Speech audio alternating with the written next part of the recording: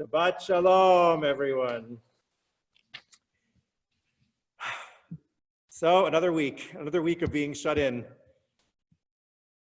I want to start my talk this morning by naming some of the uncanny experiences I think that we are all going through at this time.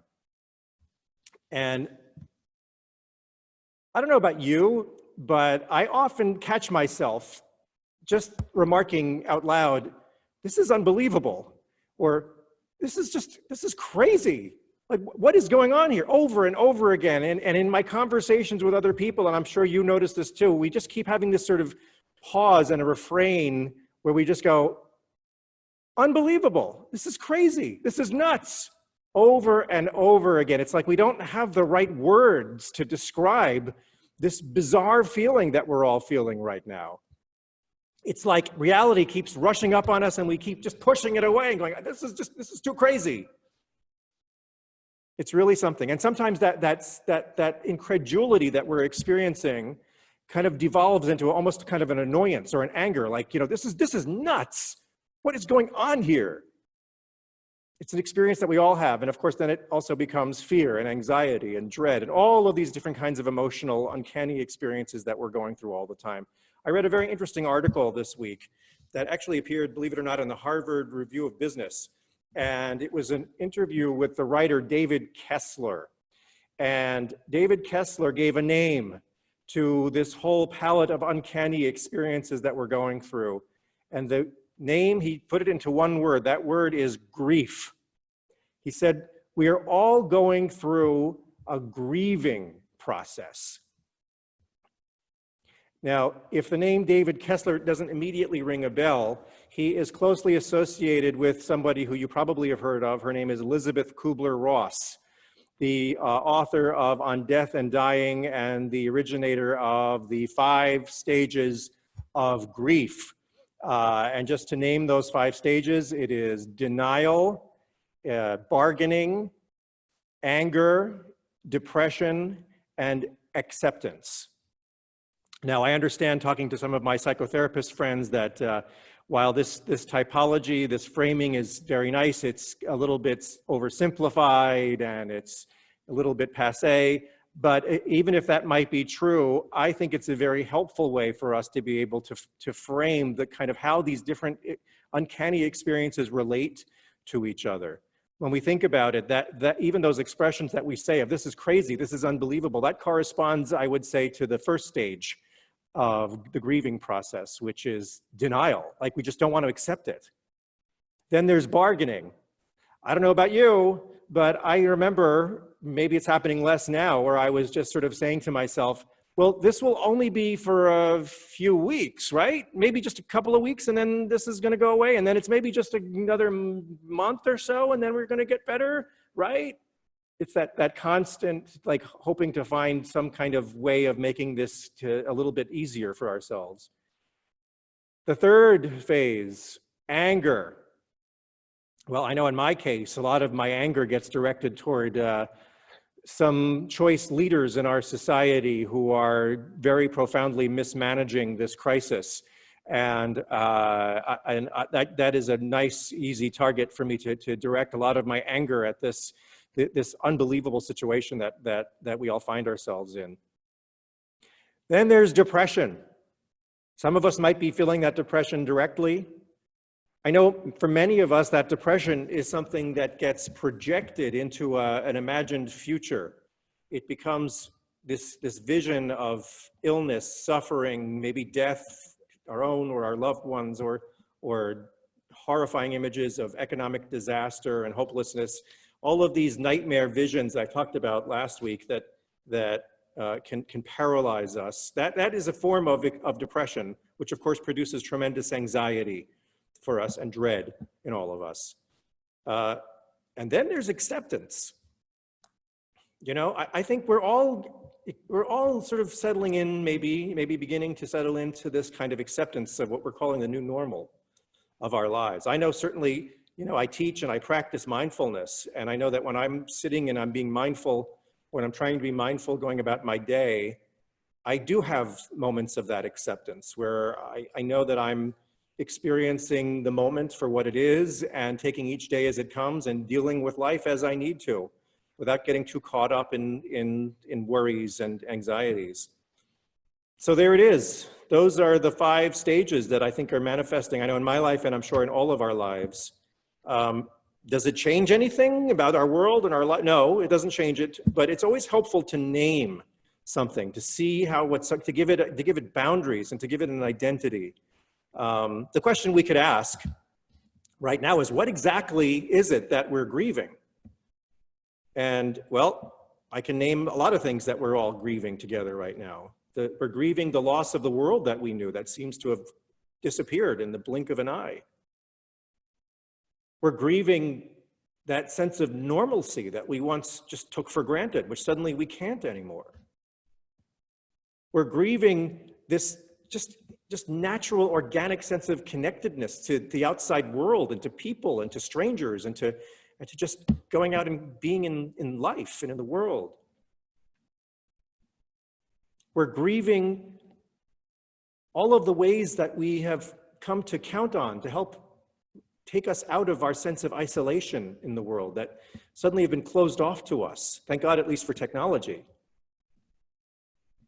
We're grieving our sense of economic security as we see these reports of the economy and the sense that at least we constructed a sense of safety and something we can count on, which we're not sure about anymore.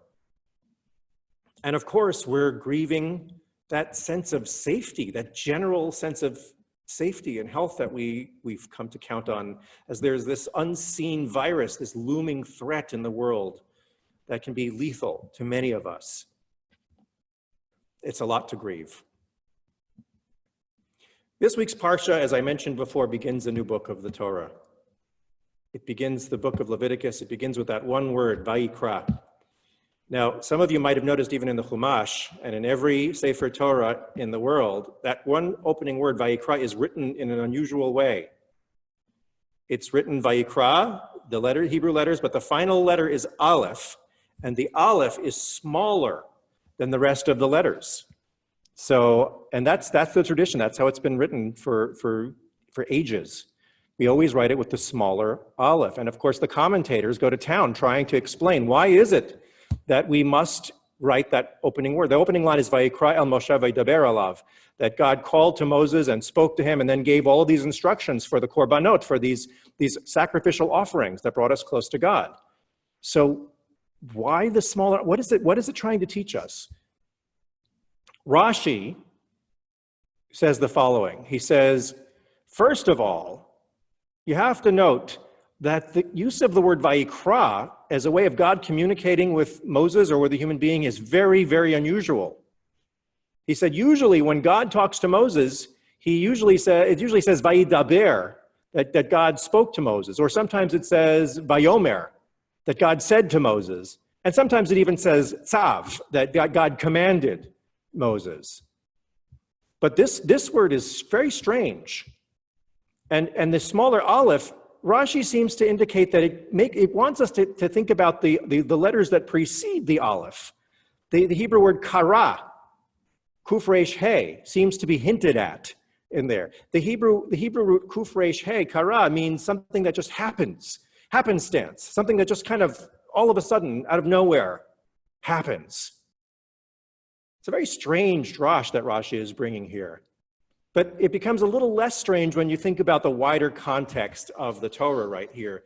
Remember that the entire instruction about the Mishkan and the entire instruction about the Korbanot comes as a kind of response to the Chet HaEgel, to the sin of the golden calf, that the Israelites fell from grace, from God, and this whole institution of the Mishkan, of the tent and of the sacrifices developed suddenly because of this sin. All of a sudden, there was this whole new way to connect with God because we had fallen down. Vayikra. So it happened. There are other commentaries as well that go in different directions. There's the commentary Shnei Luchot HaBrit, which talks about how the Shnei Luchot looks at the whole phrase, Vayikra el Moshe vayidaber elav. Why does it say it like that? That he called to Moses and spoke to him, and then saying the instructions. That word Vayikra has to have a very powerful, deeper spiritual meaning than just God speaking to Moses. Shnei Luchot says that word represents the emergence of a prophetic vision, of a deeper, wider, broader vision that accompanied these instructions, that called from the innermost sanctum of the tent of meeting to Moses.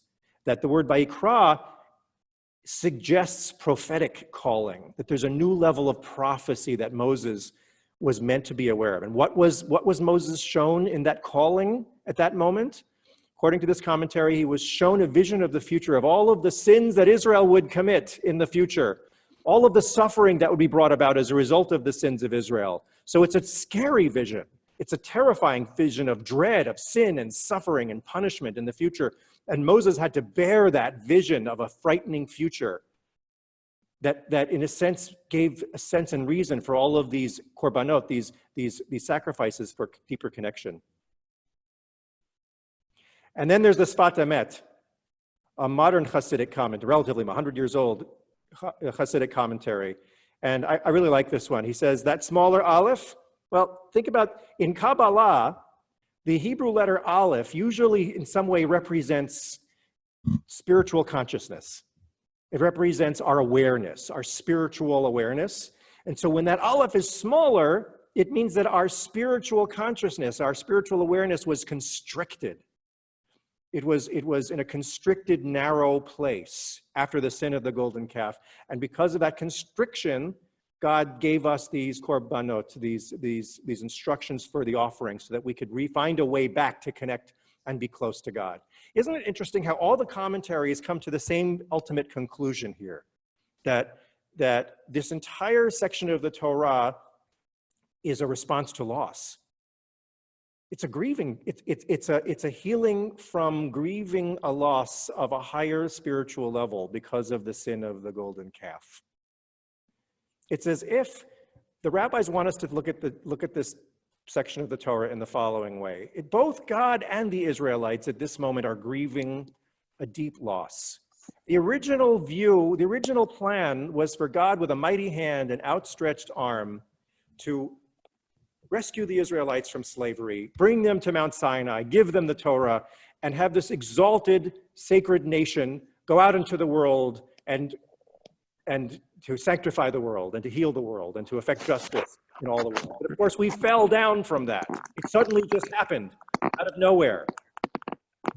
Somebody mute, because if you're not muted, can you mute? Okay, can you still hear me? Okay. So it suddenly just happened out of nowhere. And we had to regroup, and we were filled with this dread, right? Or like there was this dread that Moses saw, this fear of a terrible future. And so God gave us this healing, right? So should we say that our rabbis in reading the Torah predicted Kubler-Ross's 5 stages of grief? Maybe not quite. But I think what's being taught here is something very beautiful and profound, that in the experience of unexpected loss, and even in the experience of grief, there is incredible Torah that can emerge. There is healing that emerges from the very grief that we experience. That Torah doesn't just come from the inspirational moments, from the beautiful miracles, from the great inspiring things, but Torah also emerges from the painful experiences, from the loss. Sometimes the most important Torah we can receive comes from when we grieve in our lives. I want to read a quote from this article I read a quote from David Kessler, the one who wrote together with Elisabeth Kubler-Ross. This was an interview with him, and he said, "I've been honored by Elisabeth Kubler-Ross's family that they've given me permission to add a 6th stage to grief, and that is meaning. I had talked to Elisabeth quite a bit about what came after acceptance. I did not want to stop at acceptance when I experienced some personal grief. I wanted meaning in those darkest hours. And I do believe that we find light in those times. Even now, people are realizing they can connect through technology. They are not as remote as they thought. They are realizing their phones have phones and having long conversations. They're appreciating walks. I believe that we can continue to find meaning now and when this is over. You know, folks, we are living through clearly an extraordinary historic moment in the human race right now. It's right up there with world wars, with the Great Depression, things that we go through them, they're painful and difficult, and we learn from them and we're changed forever. So now the question is, now that we're going through it, what do we do? Well, I think the first step is that we have to embrace this grieving process. We have to, in our journey toward acceptance, we have to allow ourselves and not fight this sense of incredulity, this sadness, this anxiety and fear, and this uncertainty in all of its forms. But as we allow ourselves to go through this, I think what we can do now is begin to listen deeply to that grief, to listen deeply to what emerges and what our souls are telling us as we journey through this time of loss. What is it that we're receiving here? The Israelites received the korbanot. Korbanot literally are ways of drawing close once again to God, to meaning, to joy, to connection. So what are the lessons that we're learning? I would argue that there are many beautiful things that we are already learning. We did this at the Kumsitz. I had people go around and say some of the things that we're getting, and I got beautiful answers. Those of you who were there remember some people, you know, obviously we're all talking about technology and the power of technology to use in new ways, in healthy, beautiful ways, instead of destructive ways to bring us together. That's a beautiful thing that I hope we can continue to develop and think about how we can be connected more meaningfully in the future. Then there's the beauty of the heroism of the doctors and nurses and medical professionals and everybody else, just the incredible bearing witness to the bravery of people around us. I don't know about you, but when I have to go to the grocery store, I make a point of just saying thank you to the person ringing up the groceries and the person stuffing the grocery bag. I just say thank you for doing what you're doing, because they're putting themselves in harm's way to make sure that we all are fed, make sure that we're all taken care of. That's a beautiful thing. There are extraordinary miracles happening. There's just the clarity that we're all coming to about this. That's a miracle in and of itself. That, you know, we're being taken away from the normal so that we can see what matters more clearly. Wow, what a gift.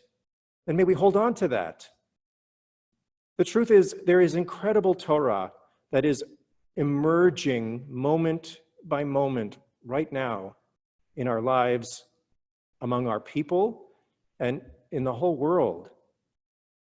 So let's continue to go through this grieving process with eyes wide open, with hearts open, to feel the feelings that we need to feel, and drawing strength from the lessons that we learn. And may we take these lessons forward with us, so when this dark hour ends, the human race is at a higher level of Kedusha, that we have drawn more karov, closer to the presence of the divine, in joy, in happiness, in peace, and in healing. And we all say, Amen.